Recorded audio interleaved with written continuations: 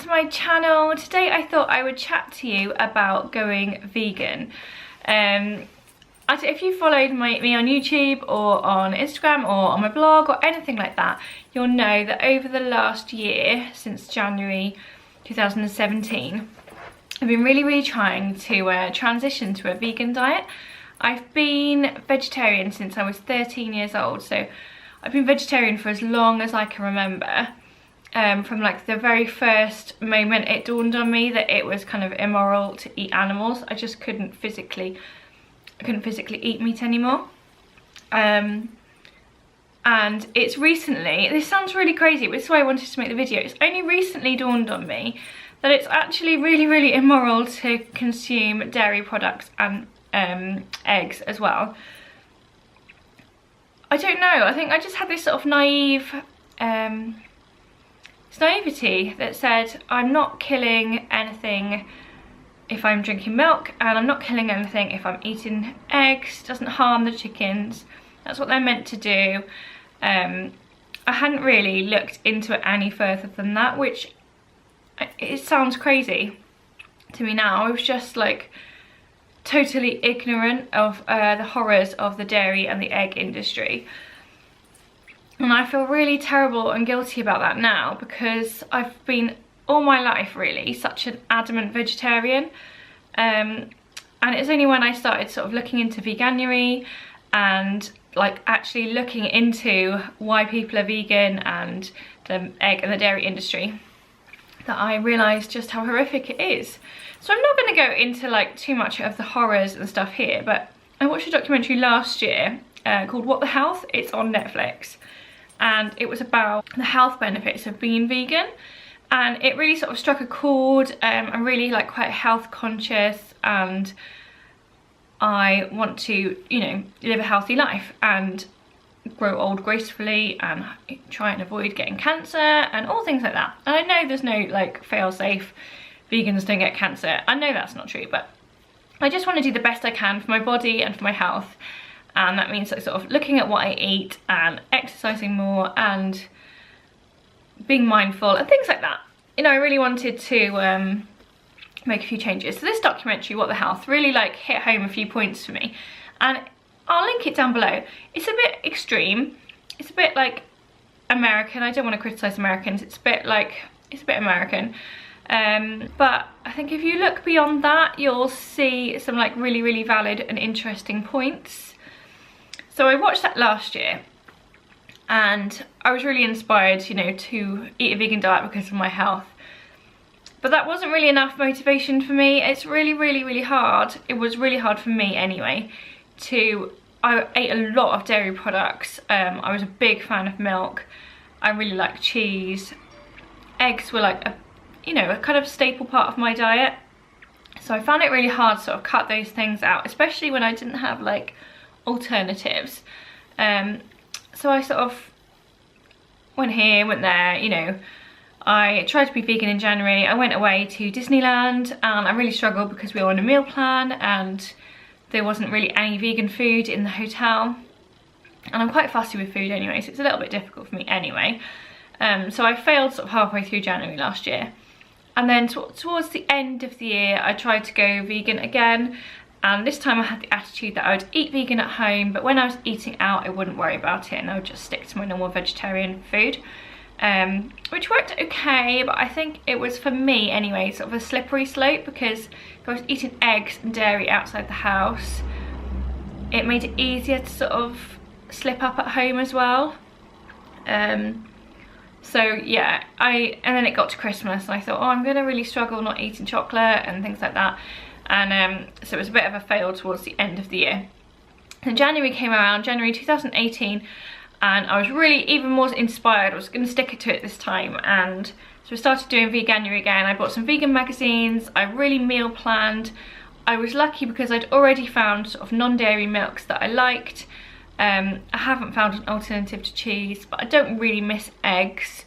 So I had a lot more. I'd learnt a lot from the previous year, even though I sort of skipped in and out of being vegan. I'd learnt a lot, so I had all those tools and recipes and ideas and things like that in January. And then, so this January I found really great support on the Veganuary website, which tells you like where you can eat out, what the vegan options are. There's a website called My Vegan Supermarket, which will tell you everything in certain supermarkets that's vegan, and I found a lot of accidentally vegan things which really helped me with the transition. Like sounds really stupid, but I really like croissants, and they're kind of my weekend treat breakfast, and I felt really sad that I couldn't like have croissants anymore. But Just Roll make your own croissants are accidentally vegan, so hooray, I didn't have to miss out anymore.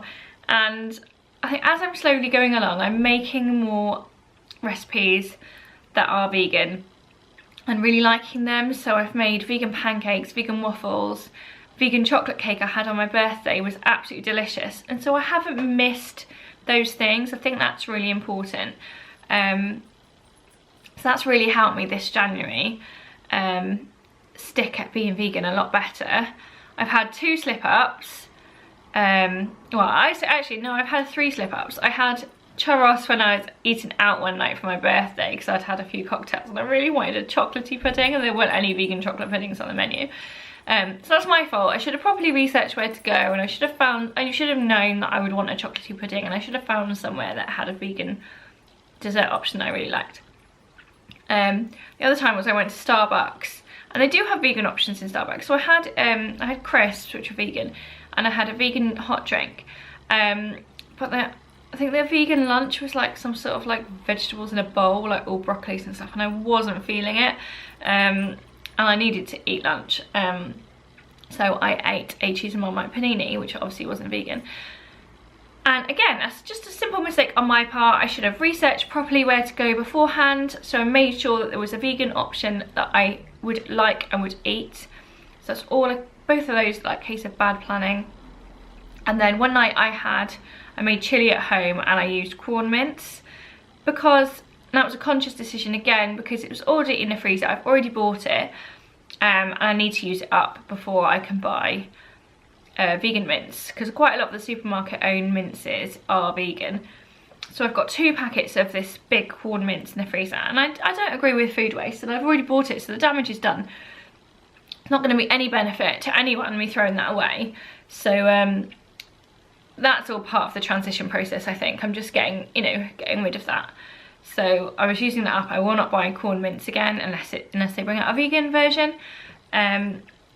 So those are my only 3 slip-ups the whole of January, which I think is really good. It's really good for me, and I don't like to think of it as I've failed at being a vegan for January. I like to think that I've like been the majority successful for January, because it is a really kind of difficult process cutting out foods that you're used to and you like.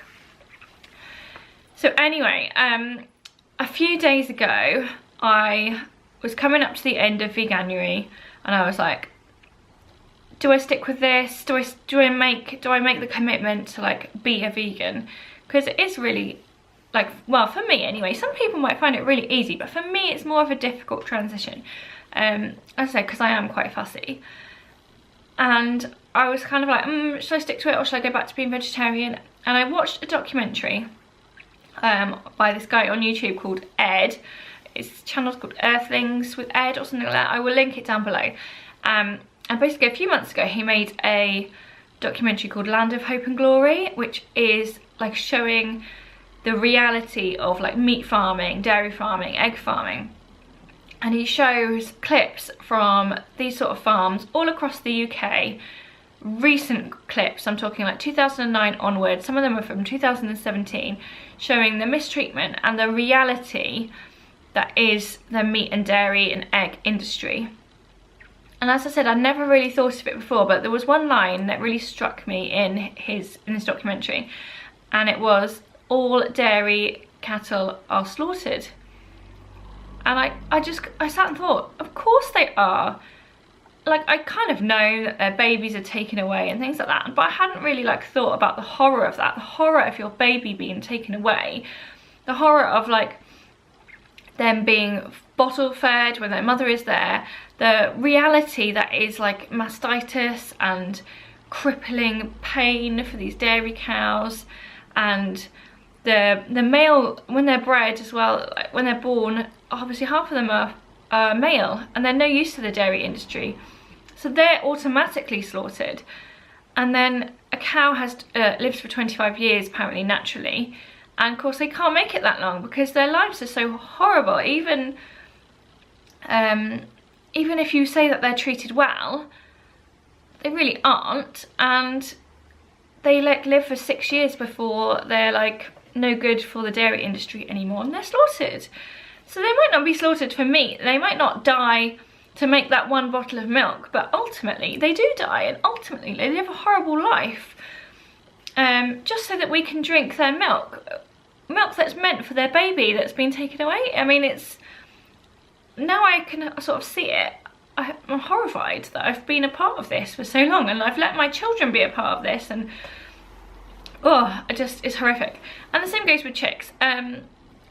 The images of, like, I've always bought free range organic eggs thinking that those hens had like a happier life, they were outside, but the reality is they're not. They've got access to the outside, they're probably not outside. I think if you watch the documentary it'll say properly, but I think it's like free range farms, they can have 9 chickens per square metre. I mean, that's not any space really, is it? It's not much more space than living in a battery thing, and 50% of hens are still like battery caged hens. And the same goes for the male chicks. This is horrific as well. They're sorted out. Watch it, because the videos of all these little baby chicks going along a sort of conveyor belt, like in a factory. They're alive, they're going along this belt like biscuits or wood in a factory, and they're like either gassed or they're pulverized alive at 1 day old because they were boys. I can't take part in that. I can't eat an egg now knowing that boy chicks had to die in the industry for that process, you know. And I just can't. So anyway, so that was the final nail in the coffin, as they say. I'm going to be vegan. And I'll hopefully share some hints and tips with you over on the blog and over on here. And I'm planning on showing lots of vegan recipes to inspire other people. I don't want to be all preachy. I think everyone should be vegan or vegetarian. My husband's an omnivore. My children are vegetarian. I would like them to be vegan, but I think that's a really hard thing for me to suddenly make them do. So I can maybe talk about that another time. I'm trying to gradually cut down their dairy and egg intake. But I'm not gonna all of a sudden force veganism on them. So I'm like very accepting. Everyone has different ideas.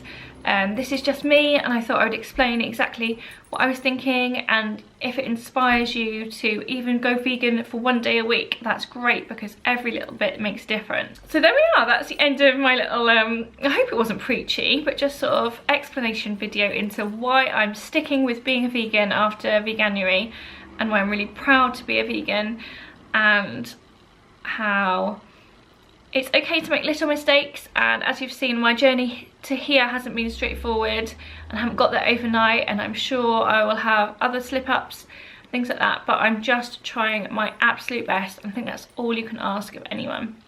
So thanks for watching. If you've got any questions about me being vegan, about my children being vegetarian, about how we fit all that into family life, do feel free to put me a comment and ask me. I'm going to put up a few videos now and then of what I eat in a day as a vegan to try and inspire you, and I quite often film grocery hauls, so you'll be able to see what sort of food I'm buying and things like that. So stay tuned if you're interested in all things vegan. So thanks for watching. I would really love it if you give me a thumbs up, cliche thumbs up, subscribe to my channel, it means the world to me, and I'll see you next time. Bye.